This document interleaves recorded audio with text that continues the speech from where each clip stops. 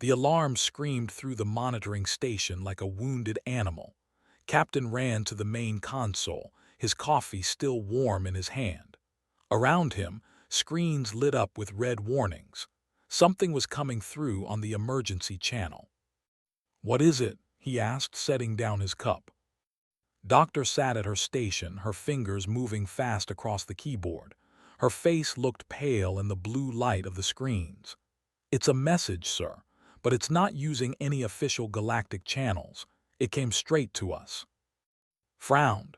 In 30 years since Earth joined the Galactic Union, nobody sent them direct messages. The other species kept humans at arm's length. They called they called humans dangerous. Most days, the monitoring station near Neptune sat quiet and empty. "Can you decode it?" asked. Nodded, her eyes fixed on the screen. "It's in language. They're a peaceful species from the outer rim. I'm putting it through now." The main screen flickered. Then a face appeared. It was not human. The creature had large eyes like a deer and soft blue skin. It was crying. "Please," the alien said, its voice breaking. "Please, if anyone can hear this, we need help. They're killing us. They came 3 months ago. We asked the Galactic Union for protection. They said no. They said they are too powerful. They told us to surrender." The image changed. Felt his stomach turn. Cities burned. Bodies lay in the streets. Small children ran from large armored creatures that hunted them like animals. "We have nowhere else to turn," the voice continued. "We heard stories about Earth. The other species say you are monsters. They say you are violent and cruel. They say you come from a world of death." The alien's voice dropped to a whisper.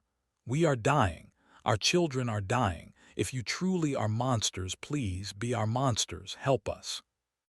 The screen went black. The room stayed silent for a long moment. Had tears running down her face.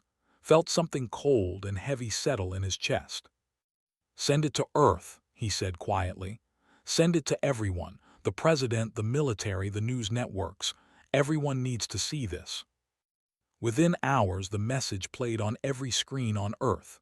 People watched in their homes, in cafes, in public squares. They saw the begging. They saw the children running. They saw the fires. Admiral Sung Park sat in his office at Earth Military Command. He was an old man now, with gray hair and scars from wars long past. He watched the message 3 times. Then he called his commanders. "Start preparing the fleet," he said. "All of it." "Sir," one of the officers said carefully, "the Galactic Union sent a formal warning. They said Earth must not interfere. They said it would be seen as an act of aggression." Sung Park looked at the frozen image on his screen. A child, no older than 6, hiding behind rubble. "I don't care what they said. Get the fleet ready." On Earth, President faced an angry room of advisors. Some shouted that Earth owed the galaxy nothing. Others said intervention would mean war. A few demanded immediate action. Colonel Jin stood near the back, his arms crossed. He had trained soldiers his whole life for a war that never came. Now he waited for orders. A civilian representative named Saranam stood up. She was small and quiet, but her voice cut through the noise. "I lost my family in the resource wars," she said. "I know what it means to ask for help and get silence. I know what it means to watch people die while others look away." She pointed at the screen showing the message. "We have a choice. We can be like the galaxy and turn our backs, or we can be better." President made a decision that surprised the world. "We will hold a vote," she announced in a global broadcast. "Every citizen of Earth will decide. We have 24 hours. Should we answer their call?" The debate exploded across the planet. In Seoul, crowds gathered in the streets. In New York, people argued in the rain. In small villages and massive cities, humans talked and shouted and whispered about what it meant to be monsters. Some said Earth should stay isolated. Others said they were not their problem, but more and more people watched the message. They saw the children. They heard the plea. 24 hours later, the votes came in. 73% said yes, help them. President stood before the cameras again. This time, she addressed the Galactic Union directly. Her voice was calm and cold. "You isolated us because you feared what we are," she said. "You called us violent. You called us monsters you were right to be afraid." She paused. "But you forgot something. Monsters protect their own.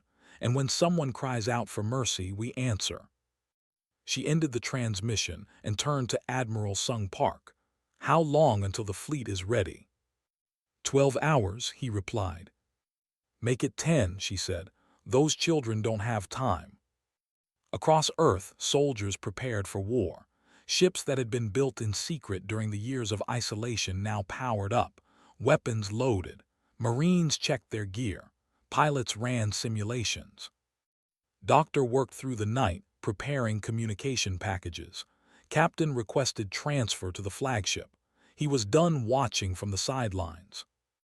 As the fleet gathered in orbit above Earth, Admiral Sung Park broadcast one final message to the Dominion. It was short. "You hunted them, you hurt them, you thought no one would come." He smiled, and it was not a kind smile. "We're coming, and we're going to show you what real monsters look like." The fleet jumped to, leaving Earth behind. They had 8 days of travel to reach 8 days to prepare for a fight against an empire that outnumbered them 10-1. But numbers had never stopped humans before. The war room filled with Earth's leaders within an hour of the vote. President stood at the head of the table, her hands pressed flat against the surface. Around her sat generals, admirals, and civilian advisors.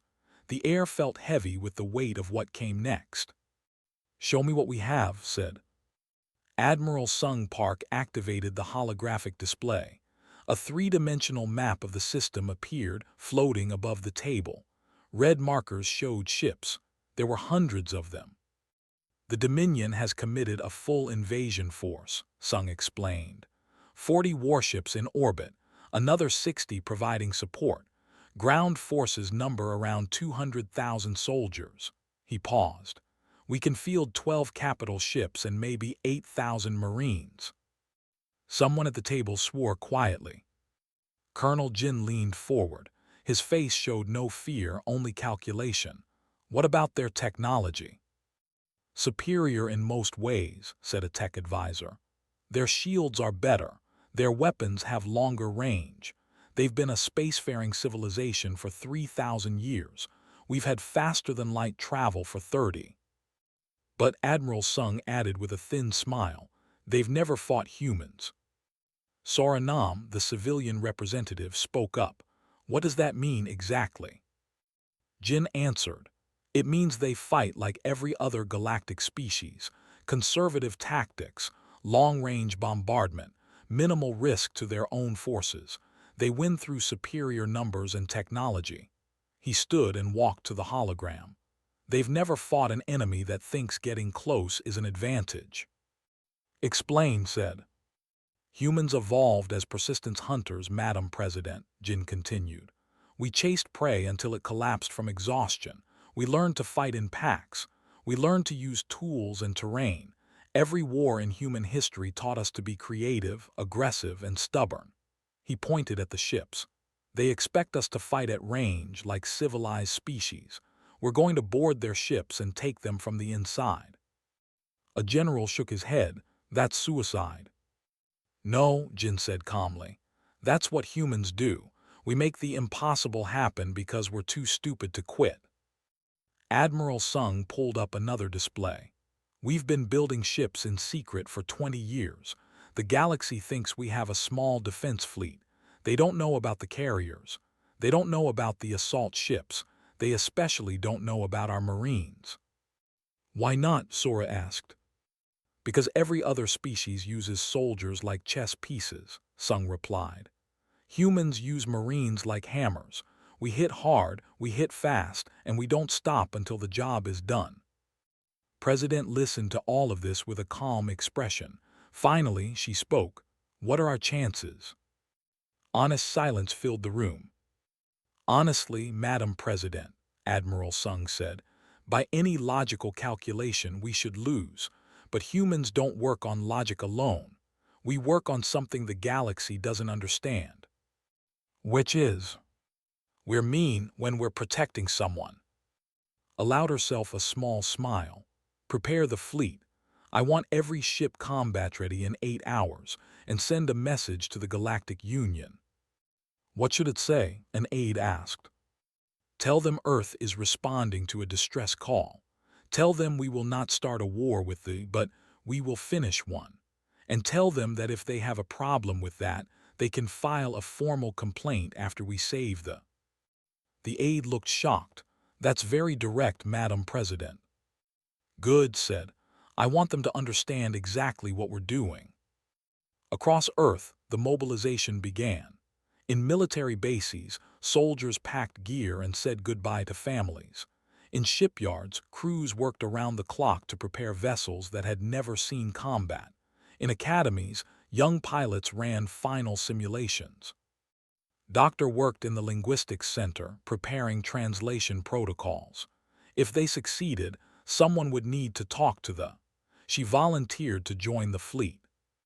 Captain stood on the bridge of the flagship, the EFS Indomitable. He had requested transfer from the monitoring station. His request was approved immediately. Now he served as tactical officer under Admiral Sung Park.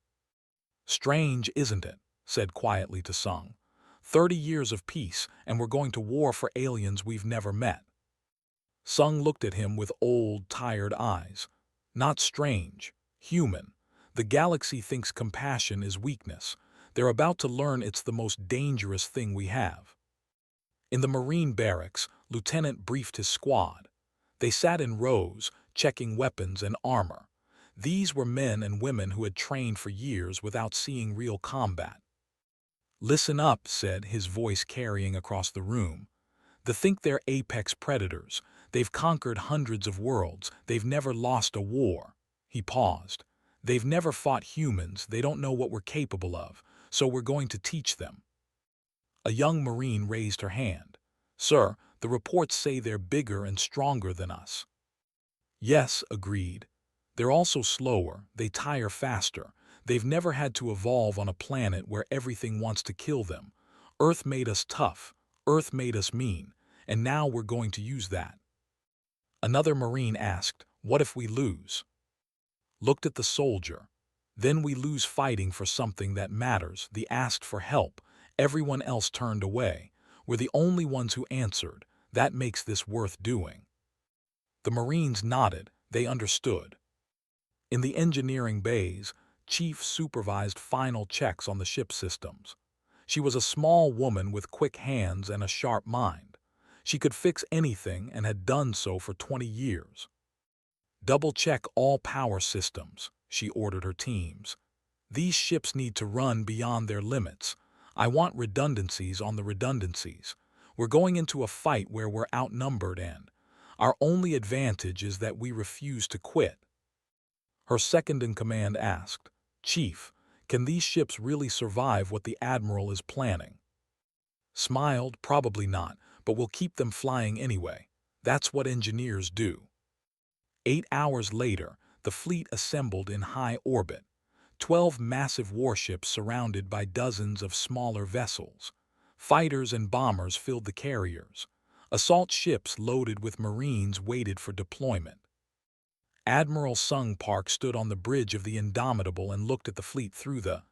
It was not the largest fleet in the galaxy, not even close, but it was human. All ships report ready, Admiral, Captain said. Open a channel to the fleet, Sung ordered. Every screen on every ship showed the Admiral's face. This is Admiral Park, he began. In a few minutes we jump to. In 8 days we reach the Dominion is there and they think they've won. They think no one will stop them. They're wrong. He paused, letting his words sink in. We are human.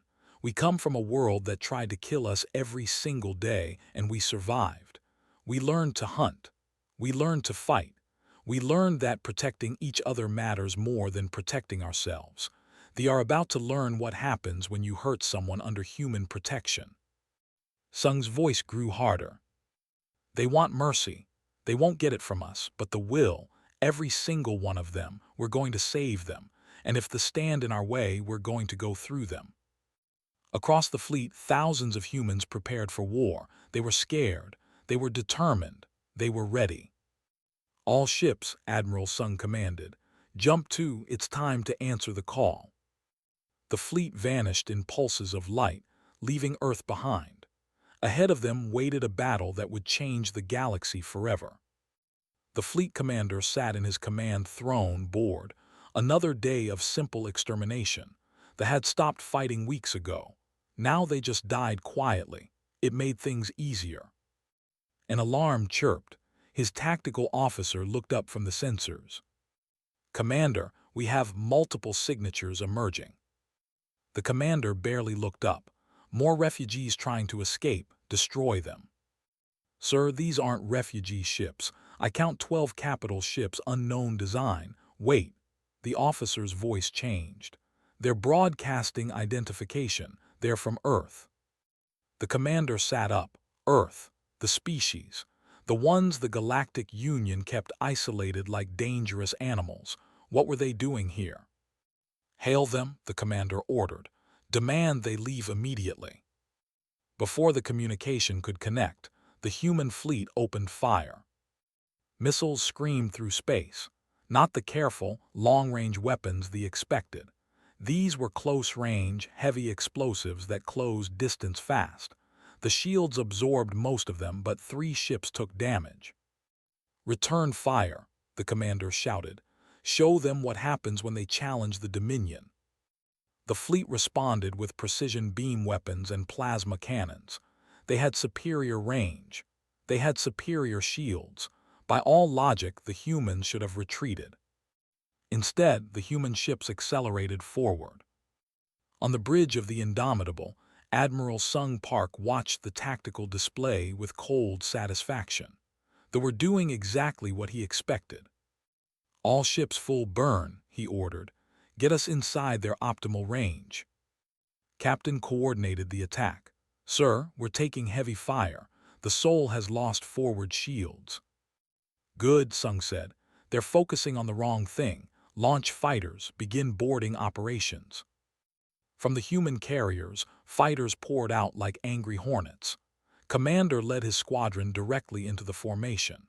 His pilots flew in ways that made no sense to the enemy. They dodged and weaved, accepting hits to their armor to get closer. "This is to all wings," he called over the radio. "Remember your training. These ships are bigger and stronger, but they turn like cargo haulers. Get close and stay close." A destroyer fired its fighter. He rolled, pulled hard, and dove underneath the enemy ship. His wingman followed, both fighters firing as they passed. "They fight like insects," the weapon officer shouted. "Focus fire," the commander ordered. "Destroy them systematically." But the human fighters didn't fight systematically. They fought like a swarm, unpredictable and everywhere at once.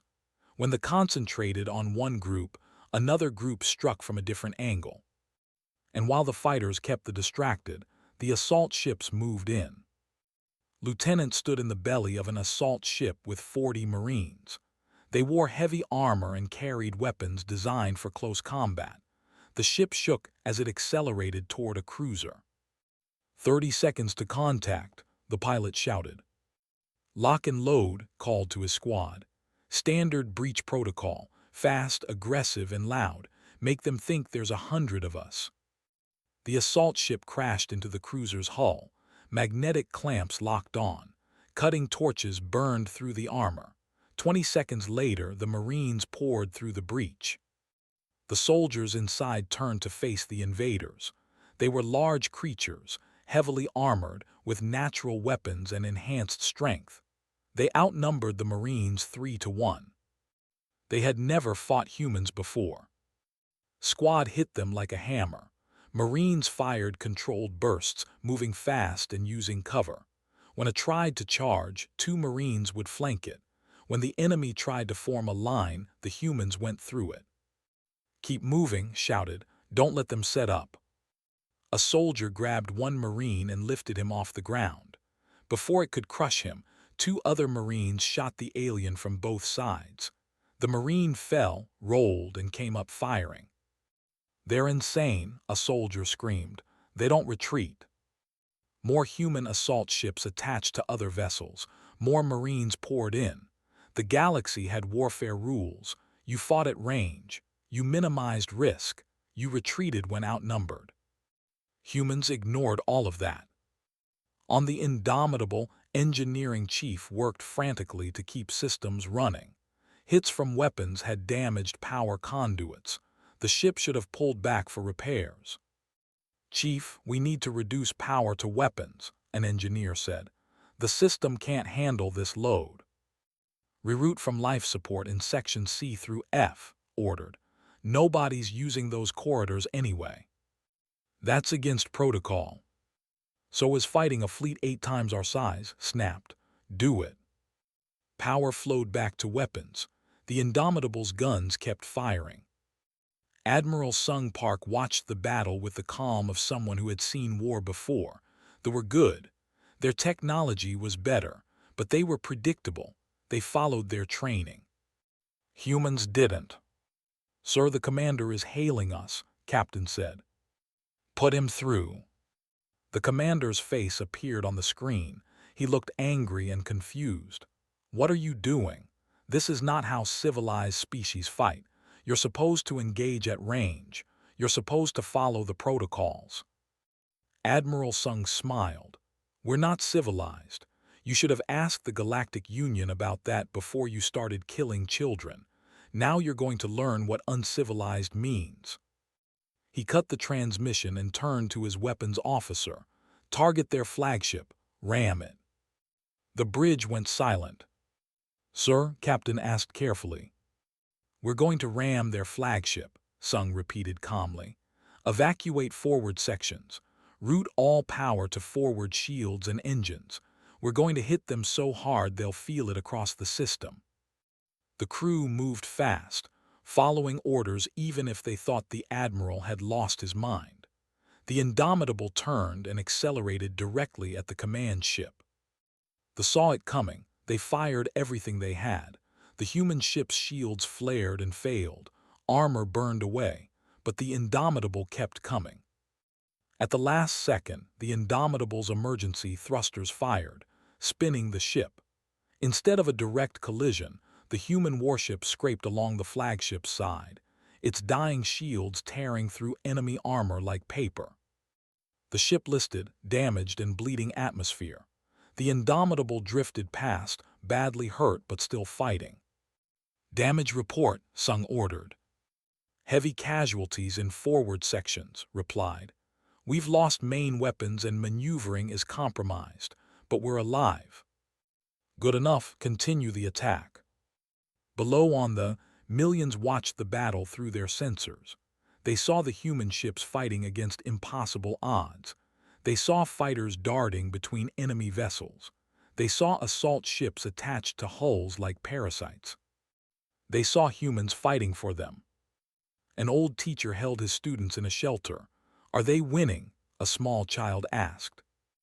The teacher watched the display. Human ships were damaged. Some had been destroyed, but the fleet was in chaos. Their perfect formation had collapsed. Ships tried to shake off human borders. Others tried to escape the fighter swarms. "I don't know if they're winning," the teacher said quietly, "but they're not giving up." Above, Lieutenant's squad had fought through half the cruiser. They had taken casualties. They were low on ammunition. Every Marine was wounded in some way. They kept fighting. "How many more sections?" a Marine asked, breathing hard. "4 to the bridge," replied. "We take that, we take the ship." "Sir, we should call for backup." Checked his weapon. "No, we finished this ourselves. These people hunted children for sport. Now they get to see what human determination looks like." The squad moved forward. In space, Commander's fighter had lost shields and half its weapons. He still flew, still fought. Around him, the battle raged. Human and ships twisted and burned. But something had changed. They were no longer attacking. They were defending. They were trying to survive. Admiral Sung Park saw it too. The fleet commander was broadcasting to his ships, "Retreat orders." "Don't let them escape," Sung ordered. "Press the attack. Every ship they leave behind is one that won't hunt the—" The human fleet, battered and bleeding, pushed forward. They were outnumbered. They were damaged. By any logical measure, they should have lost. But they were human, and humans don't quit. The battle ended after 16 hours of continuous fighting. The fleet commander sent a formal surrender when half his ships were destroyed or captured. The rest of his forces jumped to and fled, leaving thousands of soldiers on the ground. Admiral Sung Park stood on the damaged bridge of the Indomitable and looked at the casualty reports. 2 human ships destroyed, 4 more heavily damaged, 3,000 dead, another 2,000 wounded. But they were free. "Sir, we're receiving transmissions from the surface," Captain said. His voice sounded tired. They had all been awake for nearly 2 days. "They are asking if they should prepare for our occupation." Sung Park looked up, confused. "Occupation? Why would we occupy them?" "That's what they did, sir. That's what most conquerors do." "We're not conquerors," Sung said firmly. "Send a message. Tell them we came to help, not to rule. Tell them their world is theirs again." While sent the message, Sung turned to his communications officer. "Open a channel, galaxy-wide broadcast, maximum range." The officer looked surprised. "Sir, that will reach every inhabited system. The transmission cost will be enormous." "I don't care, do it." Across the galaxy, on thousands of worlds, the same message began to play. It showed Admiral Sung Park, standing on a damaged bridge, with human flags bearing scorch marks behind him. "This is Admiral Park of Earth," he began. "3 days ago, the people sent a distress call. They asked for mercy. The Galactic Union refused to help. The Dominion answered with genocide." Images appeared beside him, burning cities, bodies in the streets, the message they had sent to Earth. "Today we answered their call," Sung continued. "We fought the fleet. We won. And now I have a message for every species in this galaxy, especially those under control." His voice grew harder, colder.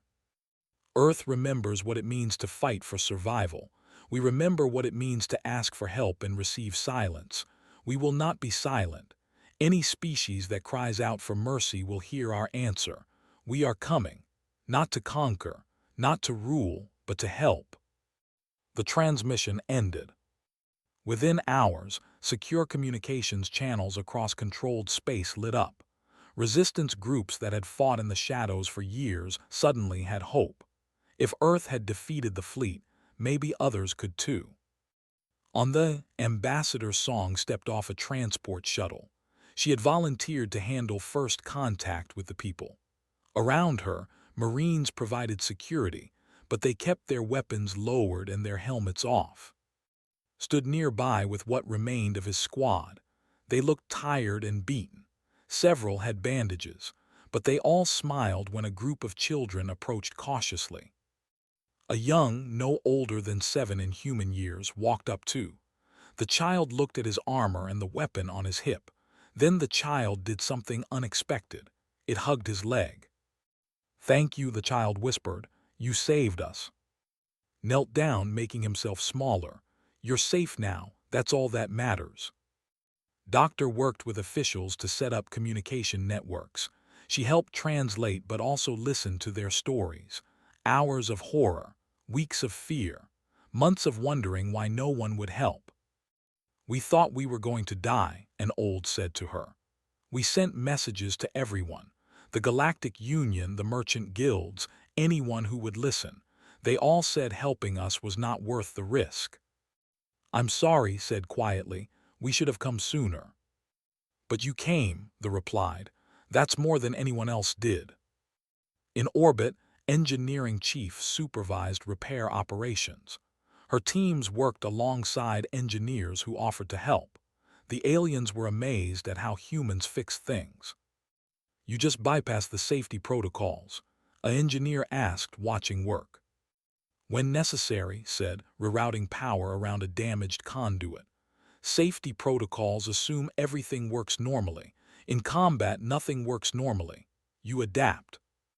This seems dangerous. Grinned, most human engineering is dangerous. That's why it works. But the real shock to the galaxy came when humans started treating captured soldiers. Medics set up a field hospital in what had been a garrison. Wounded soldiers from both sides lay on medical beds. Human doctors moved between them, treating everyone equally. A soldier watched in confusion as bandaged his wounds. "Why are you helping me?" he asked. "I am your enemy." "You were my enemy during the battle," explained patiently. "The battle's over. Now you're just someone who needs medical care." "But I killed your people." "Yes," said calmly. "And now I'm saving your life. That's what medics do." The soldier didn't understand. In the Dominion, defeated enemies were left to die or executed. Mercy was weakness. "What will you do with us?" he asked. "Keep you healthy, process you as prisoners of war. Eventually probably send you home," said. She finished the bandage and moved to the next patient. "We're not here for revenge. We're here to stop you from hurting people." News of this treatment spread through channels. Soldiers who expected death received medical care. Prisoners who expected torture got food and shelter. It made no sense. Admiral Sung Park held a meeting with the captured commander. They sat across from each other in a temporary command center. No weapons, no threats, just two military leaders talking. "I don't understand you," they said. "You defeated us completely. By Dominion law, you could execute us all. Instead, you treat us like guests." "By Earth law, defeated enemies become prisoners, not victims," Sung replied. "We fight to protect others, not to inflict suffering." "This is foolish. It shows weakness." Sung leaned forward. "Let me tell you what strength is. Strength is fighting when you're outnumbered. Strength is protecting the weak even when it costs you.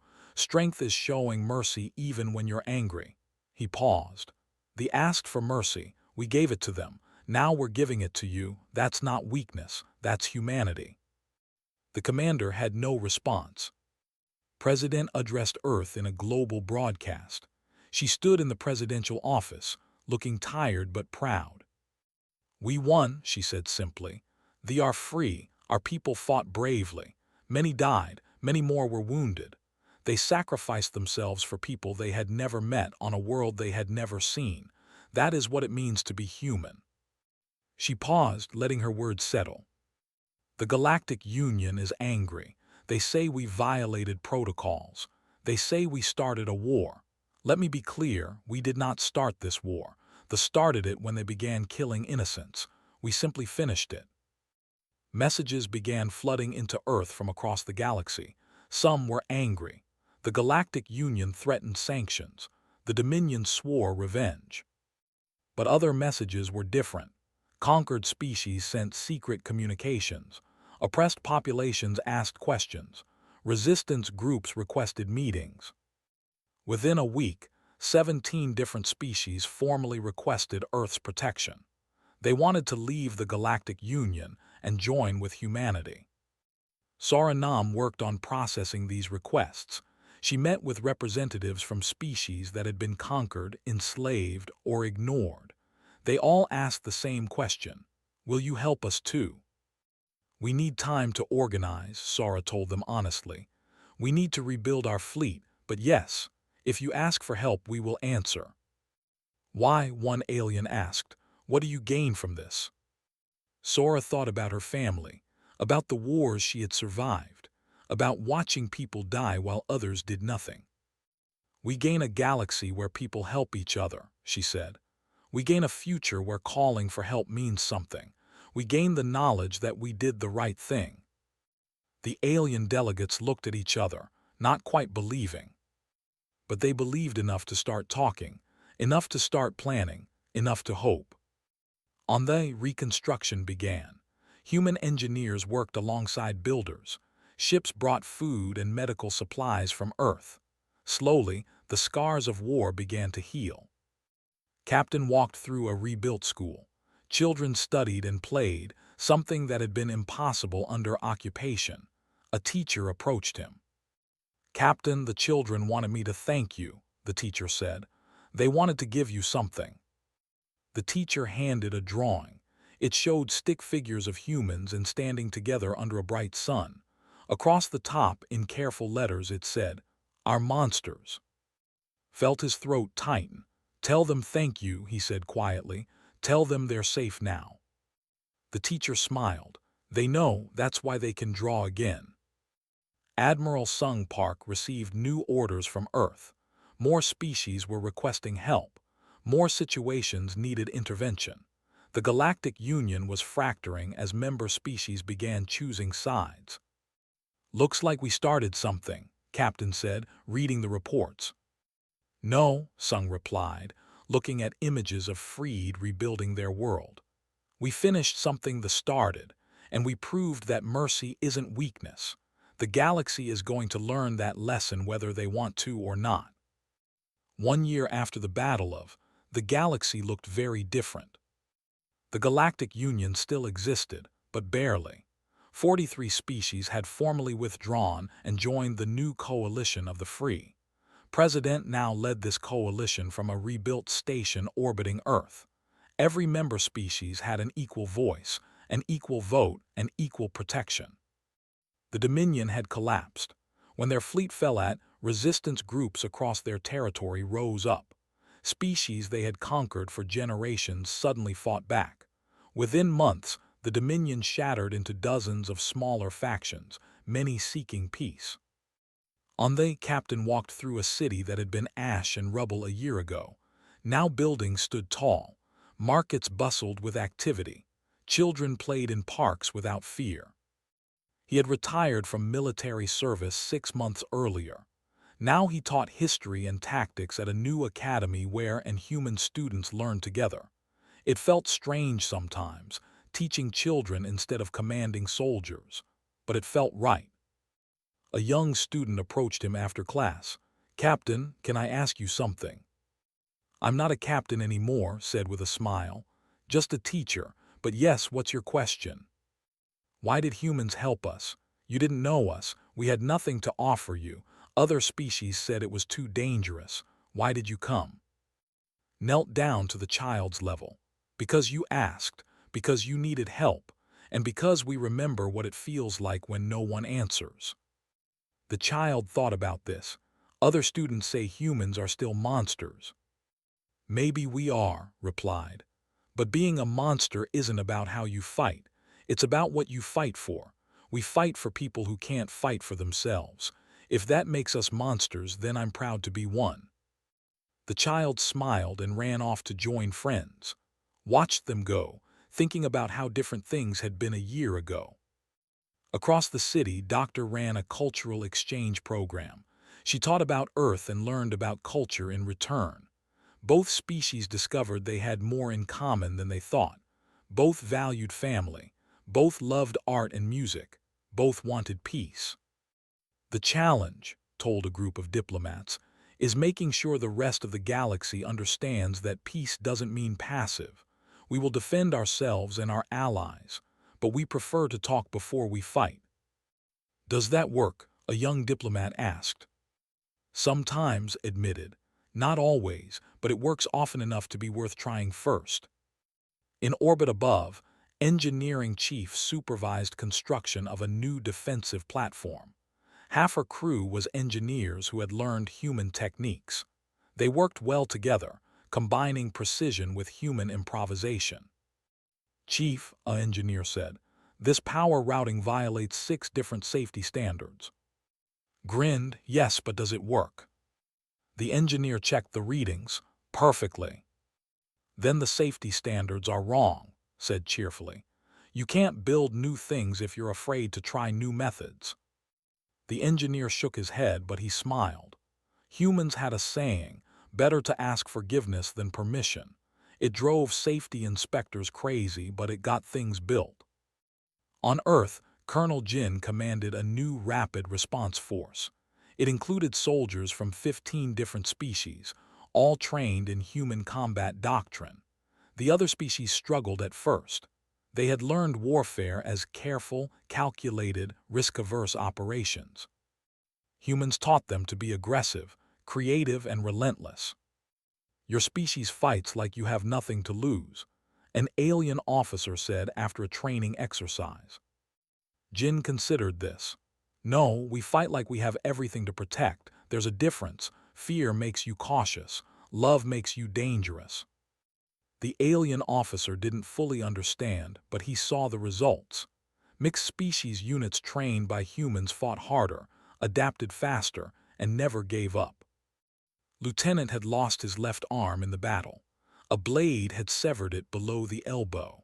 He wore a prosthetic now, built by and human engineers together. It worked better than his original arm in some ways. He spent his time training young who wanted to defend there. They learned human tactics, human determination, and human values. Fighting is about more than strength, told his students. It's about will. It's about refusing to quit. They were stronger than us.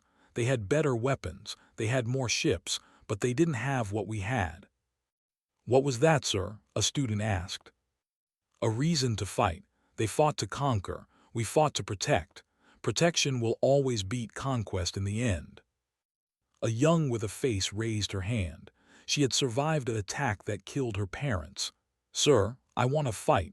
I want to hurt them like they hurt us. Walked over to her.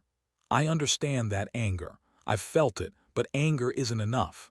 You fight to protect others, not to seek revenge. If you fight for revenge, you become like them. Fight to make sure no one else loses what you lost. That's what makes a good soldier. The student thought about this and nodded slowly. Ambassador Song worked at the coalition headquarters, coordinating relief efforts across 43 member worlds. Some species needed food, others needed medical supplies. A few needed military protection from remnant factions. Earth provided what it could, but they couldn't do everything alone. That's why the coalition existed. Member species helped each other. Ambassador, we have 3 more species requesting membership, an aide said. 2 were former territories. 1 was neutral but wants protection.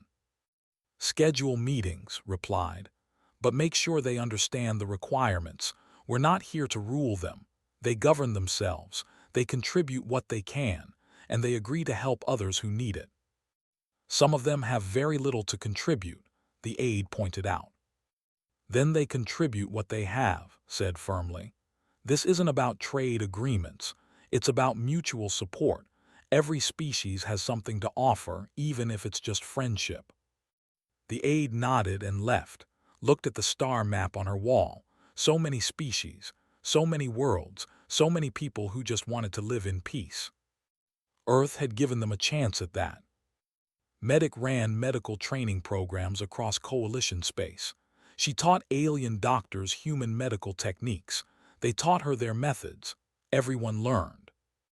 The key difference, explained to a class of mixed-species medical students, is that humans have high pain tolerance and incredible regenerative abilities.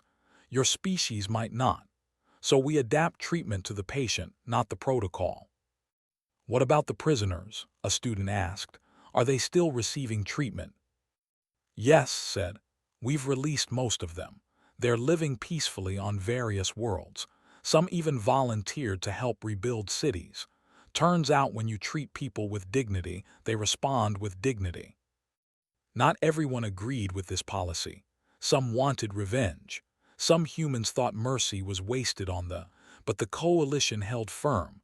Former enemies became neutral. Neutral became allies. It took time, but it worked. Saranam had never expected to become a coalition representative, but here she was. She helped manage refugee integration and cultural exchange programs. Every day brought new challenges, new species, new perspectives. A family approached her office one day. They had been civilians caught in the war, separated from there. We heard coalition members help refugees, the father said carefully. We didn't know if that included us. Sara looked at them. A year ago, these people had been the enemy. Now they were just scared parents with hungry children. It includes everyone, she said. Come in, let's find you housing and food. The mother started crying. Why, after everything our people did to you? Because you're not your people, Sora said gently. You're individuals who need help, that's all that matters. President addressed the Coalition Assembly on the anniversary of the Battle of. Representatives from 43 species filled the hall.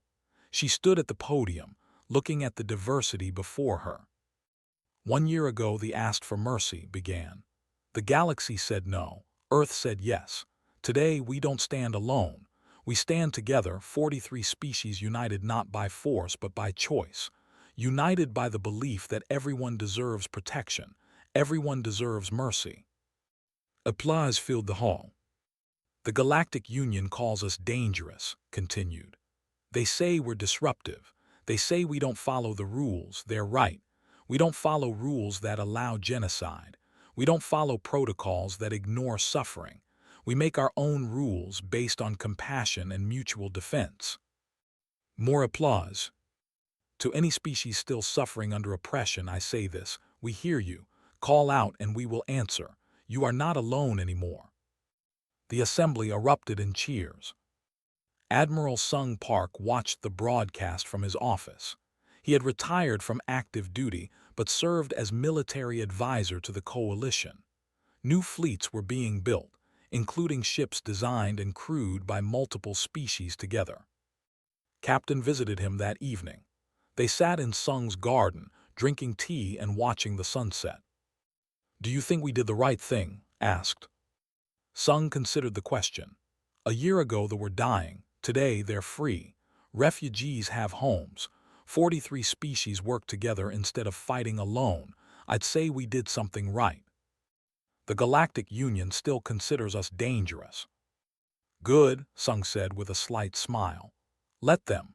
Being dangerous means being able to protect others. I'll take dangerous over safe and useless any day. They sat in comfortable silence, two old soldiers who had seen war and found peace. In a rebuilt plaza, a memorial stood. It listed the names of every who died before Earth arrived.